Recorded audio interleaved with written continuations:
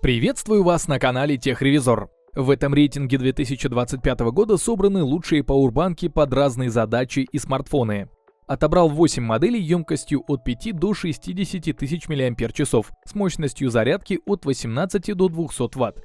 С разными наборами разъемов, разными размерами и весом. Получилась приличная подборка для разных требований. Например, компактная банка для зарядки айфона, быстрая для зарядки ноутбука, универсальная банка на каждый день, банка для каких-нибудь походов и вылазки вдали от цивилизации и всего остального. В процессе разберемся, сколько на самом деле в каждом пауэрбанке емкости, как быстро заряжает устройство, как долго заряжается сам и для чего вообще подойдет. А чтобы вы могли узнать актуальную стоимость моделей из этого рейтинга, я оставлю в описании под видео ссылки на маркетплейсы. Прежде чем продолжить, подпишитесь на канал и нажмите колокольчик, чтобы не пропустить выход новых обзоров и рейтингов. Ну а теперь приступим. Открывает рейтинг Hoka G102. Простейшая банка на заявленные 10 тысяч мАч для зарядки смартфонов. Из заявленных 10 тысяч производитель честно говорит, что внутри 5900, что в целом неплохо, на пару зарядок смартфона хватит. Работает Hoka со всеми популярными стандартами быстрой зарядки. Можно заряжать Xiaomi, Samsung, Realme, Huawei, iPhone и так далее. На выход здесь два порта: стандартный USB-A с максимальной мощностью 18 Вт и USB-C с максимальной мощностью 20 Вт. То есть это значит, что вы можете ставить на зарядку смартфон в один из этих двух портов. Ноутбук, конечно, ставить смысла нет, мощности здесь мало, но часы, наушники и смартфон, пожалуйста. Стандартный смарт с батареей около 5000 мАч с 0 до 100% зарядится примерно за 2 часа, может быть чуть больше, тут уже индивидуально. Также имеется два порта на вход, то есть они для зарядки конкретно пауэрбанка. Тут доступен тот же USB-C и еще допотопный micro-USB. Их максимальная мощность 18 Вт. Конечно, непонятно, для кого здесь micro-USB в 2025 году, но если есть, пусть будет. По начинке вроде все понятно, ничего сложного, банка без наворотов. По внешней части радует наличие цифрового дисплея, на нем отображается уровень заряда самого пауэрбанка и по сути больше ничего. Ну разве что еще горит зеленый индикатор, который обозначает, что идет быстрая зарядка. В остальном корпус полностью из огнеупорного пластика, не самый крепкий и компактный, весит 230 грамм. Насчет огнеупорности сказано красиво, проверять это на практике мы, конечно же, не будем. Но то, что в кармане такую банку точно неудобно носить, вот это факт. Кинуть в сумку или рюкзак, вот так нормально будет. Седьмое место занимает Aces Style Battleship 2 20 MPQ. Это самый дешевый пауэрбанк в рейтинге на 20 тысяч мАч. Для тех, кому 10, ну никак не хватит. Само собой, на деле тут нет никаких чистых 20 тысяч, из них максимум рабочий объем примерно 10-12 тысяч. Все же больше, чем у прошлого Hoka. Производитель отчаянно пишет, что объема хватит на целых 10 зарядок смартфона, или даже ноутбук раза 3-4 сможет зарядить. Расписано так наивно сугубо для маркетинга. Обычный смартфон эта банка зарядит раза 2-3, а ноуты и что-то такое тяжелое лучше вообще не подключать. Элементарно мощности не хватит, чтобы быстро что-то зарядить. Но все равно имейте в виду, что в долгой поездке без розетки можно рассчитывать хотя бы не на очень долгую, но все же зарядку ноута. Никак не 3-4 цикла, но на разок хватит. Aces Style оснащен тремя выходами, 2 USB-A и 1 USB-C. Их максимальная мощность 18 Вт. Можно заряжать, например, один смартфон с мощностью 18 Вт, а можно параллельно подключить, например, планшет или наушники, но тогда скорость зарядки снизится в разы. На вход ситуация не изменилась, все тот же USB-C и micro-USB с 18 ваттами. Заряжается такая банка примерно 7-8 часов. Но тоже помните, что должен быть подходящий блок питания минимум на 18 Вт, а лучше на 33. Радует этот Aces Style внешностью, он в круг металлический, поприятнее и крепче пластика. Но и не легкий, весит около 439 грамм. По размерам уж точно не для кармана. А из индикаторов есть только 4 точки, которые говорят об уровне оставшегося заряда банки. Шестое место занимает Bezias Adaman Metal. Тут емкость 10 тысяч мАч, но на деле производитель честно заявляет о 5800. Впрочем, нам важно только понимать, что для зарядки смартфона этой банки хватит. Плюсом можно подключить и часы, и наушники, и планшет. Bezies без проблем работает со всеми популярными стандартами типа Quick Charge, Power Delivery, Fast Charge, Adaptive Fast Charge. Только уточню, что для ноутбуков эту банку производитель не предусматривал, поэтому их не заряжаем. По скорости зарядки особо ничего нового. На выход тут 3 порта, 2 USB-A и 1 USB Type-C с максимальной мощностью 22,5 Вт. Можно поставить хоть сразу 3 устройства на одновременную зарядку, но тогда мощность упадет, не забывайте. На вход тоже 3 порта. Помимо тех же USB-C и microUSB имеется еще и айфоновский Lightning. Когда-нибудь microUSB покинет наши рейтинги, но пока что имеем факт. Зарядить Powerbank можно и яблочным кабелем. По внешней части адамант хорош. Корпус металлический, солидный. По размерам компактной эту банку не назвать, весит она 286 грамм. Еще у нее есть небольшой встроенный дисплей с минимальным функционалом. На него выводится оставшаяся емкость пауэрбанка и текущее напряжение с силой тока. Последнее не факт, что пригодится многим, но тем, кто прям активно за этим следит, полезно. Ну а если единственное, чего вам не хватало в этом Baseus Adamant, это емкости, то я припас ровно такой же пауэрбанк на 20 тысяч мАч. Просто он размерами побольше, но начинка та же. На обе банки оставлю ссылки в описании, чтобы вы не запутались. На 5-е место поставил Uber Flow. Пауэрбанк чисто для яблочников. Это очень компактная банка для тех, кто постоянно на бегу и у кого вечно садится iPhone, требуя зарядки 1-2 раза посреди дня.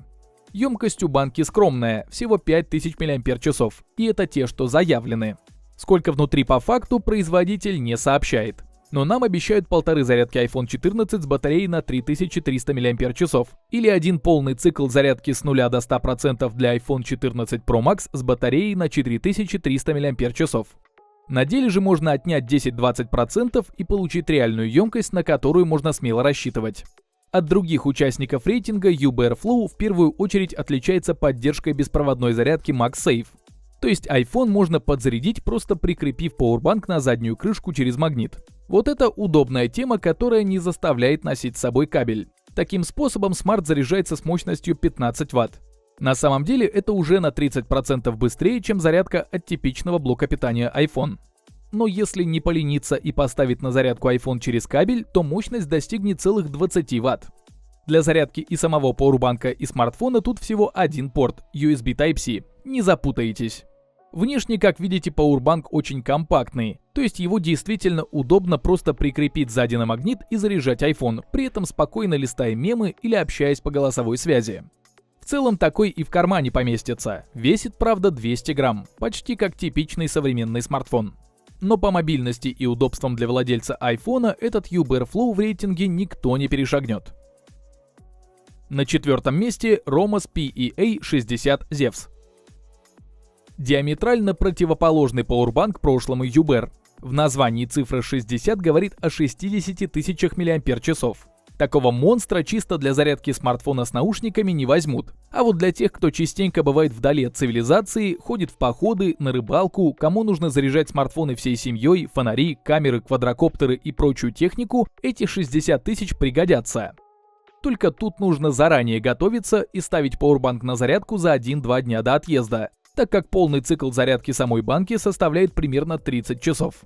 Как и везде, тут чистых 60 тысяч само собой не ожидается, но на тестах показало, что банка отдает 75% от своей вместимости.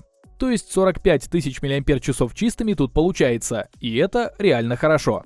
По мощности тут как получается? Максимум банка выдает 22,5 Вт. Это если просто взять банку и подключить к ней только одно устройство. Но если одновременно подключить 2, 3 или 4 устройства, скорость упадет. Это же касается и сквозной зарядки. Powerbank ее поддерживает, то есть вы можете поставить на зарядку саму банку, а к ней подключить устройство, но тогда мощность тоже грохнется. В общем, на выход тут имеется 3 USB-A порта и 1 Type-C. На вход Lightning, microUSB и USB-C. Как видите, входами и выходами можно хоть обтыкаться, поэтому запасайтесь кабелями для всего этого дела. Ну а по внешней части тут и сказать нечего. Весит банка 1,3 кг, по размерам как половина кирпича. Корпус полностью пластиковый, так что надо быть осторожнее. Ну и имеется дисплей, который показывает остаток емкости банки. Тройку лидеров открывает Xiaomi Mi Powerbank 3 Ultra Compact. После прошлого здоровяка можно взглянуть на что-то поспокойнее. Это привычный пауэрбанк на 10 тысяч мАч в небольших размерах. По заявлению производителя, емкость банки около 5500. Подойдет для смартфона, наушников и смарт-часов. На борту 3 разъема для зарядки устройств, один USB Type-C и 2 USB-A. Максимальная мощность при зарядке через один интерфейс 22,5 Вт. Это не рекордные цифры, но, например, большинство смартфонов среднего сегмента от Xiaomi, Samsung или Realme можно зарядить на 50% примерно за 30 минут. Если же подключить сразу 3 гаджета, мощность распределится и скорость зарядки упадет. Входных портов 2 – microUSB и USB-C, так что даже старые зарядные кабели будут совместимы.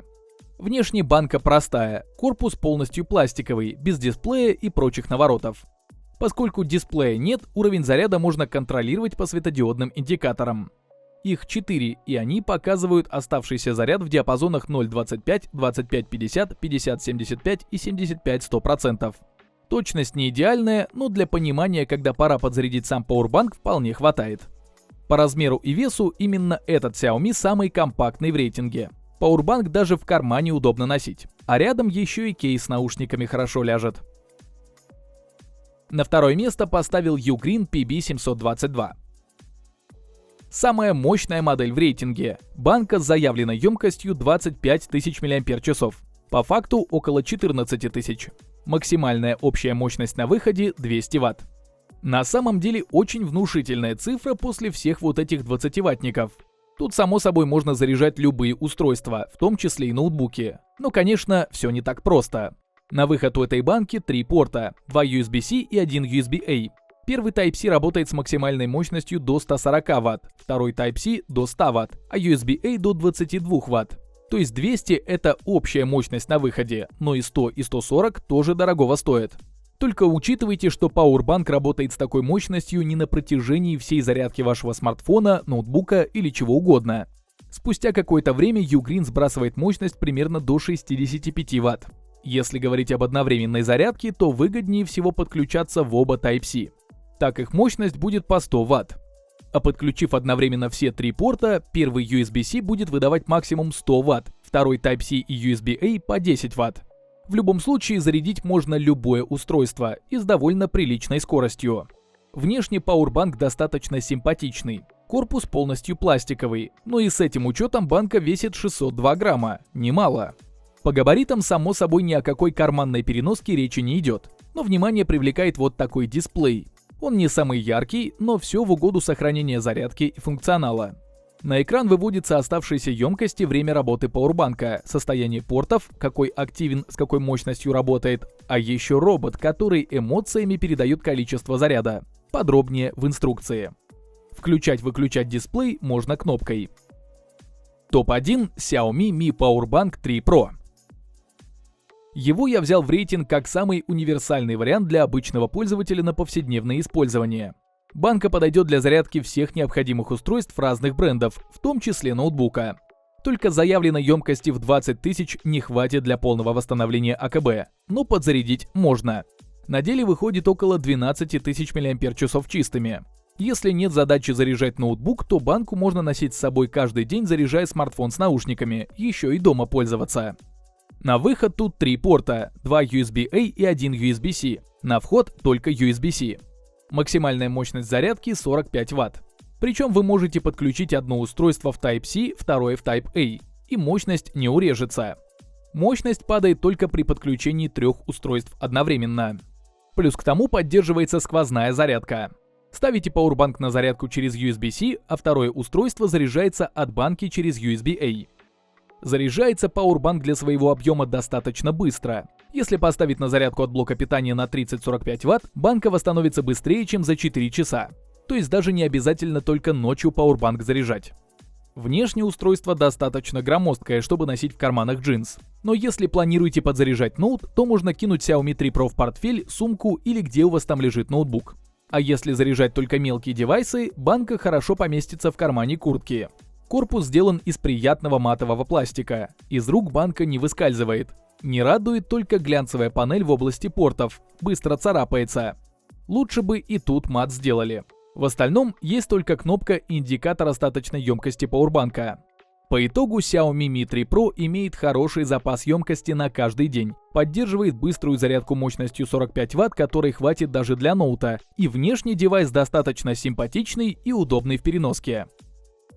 На этом мой рейтинг подошел к концу. Стоимость всех моделей рейтинга можно посмотреть по ссылкам, оставленным в описании и закрепленном комментарии. Подписывайтесь на канал, ставьте большие пальцы вверх, а также не забывайте включить уведомления, чтобы первыми узнавать о новых рейтингах и обзорах техники. А с вами была команда канала Техревизор.